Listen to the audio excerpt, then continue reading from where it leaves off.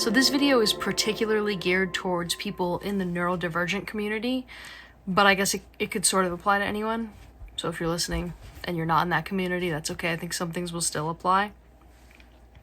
So I have ADHD, and I didn't learn this until much later in life. I had a hard time growing up, had a hard time in school, had a really hard time focusing, had a really hard time concentrating. I remember I'd be sitting in class, and if I knew the answer to something, I just could not sit. I was like jumping out of my skin to tell the answer in class, and then I was talking too much in class, and I was making jokes. And I remember when I was really young, the girls and the boys were always very divided. The girls would be like doing something very calm, they'd be coloring, and the boys would just be like running around the room crazy. And I was, of course, running around the room like crazy with them. And so there were definitely signs of me having ADHD when I was younger, but I was able to mask it just enough. And I was smart enough to get by, where I could do the classic thing where I'm completely spaced out in class, and then all of a sudden they call on me, and somehow I can come up with like an appropriate answer. And I think that when you have ADHD, sometimes you're very creative, and you can use that creativity to solve your own problems. And I think that sometimes we do this without realizing that we're doing it. So for example, I remember when I was in college, the questions were much tougher, so I couldn't do the same thing that I had done in elementary school and high school, where I would just completely space out and then just like come up with the answer at the drop of a hat. I couldn't do that in the same way. So what I realized I could do is I could focus really intently at the start of class, just raise my hand, answer the first few questions, and then the professor just like wouldn't call on me for a while because I answered like the first 3 questions. And that worked for most of the class. Like most of my classes, I realized it was kind of like this little hack, this like trick that I had realized, that if I just answer early on and I talk a lot in the beginning of class, I can just space out for the rest of the class and do what I want. And I think that if you have ADHD, you're very good at that. And what I want to do is encourage you to do more of that. And I want to encourage anyone who's in the neurodivergence community to do more of that, because the truth is, there might be people who will advocate for you. You might have people who are helping you, who are giving you services. But I think that as you become an adult, it gets harder and harder and harder to just deal with everyday life, just the demands of everyday life. And it's like the simplest thing sometimes, like having to do the dishes. And so I've just tried to really hone in on what it is that gets to me, what's troubling me, and try to like find solutions to these things. And sometimes it's just the silliest solution. Sometimes it's like the most simple thing. Like I realized recently that, on weeks when I'm working a lot, I don't really have time to do the dishes. And doing the dishes is like one more demand that on a hectic work week, I just like, I can't handle it. Like I don't have a dishwasher. I have dishes piling up in the sink like crazy. I've even gotten rid of most of my dishes. So I just have a few dishes, a few forks, a few spoons, a few cups so that they don't pile up. But I realized it was still happening.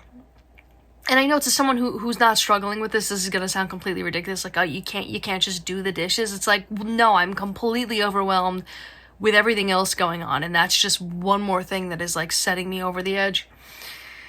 So what I did was I just bought disposable plates and forks and spoons and knives, which sounds like the silliest thing, but it has made such a big difference in like the last week. And I know it's like terrible for the environment, and usually I would not do that. I would be like, I'm not doing that, bad for the environment. But I think that if you have neurodivergence, you have to just cut corners somewhere. You have to do it somewhere, sometimes, not all the time. Maybe don't use the disposable stuff all the time. But if you could find just these little hacks, these little places where you can kind of like cut corners in life, it's going to be so helpful to you, and it's just going to add up over time and make life so much easier.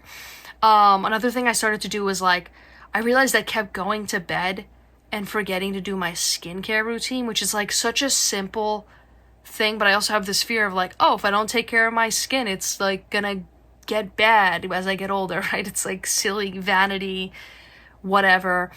But it was like a thing that was bothering me that I kept forgetting to do it.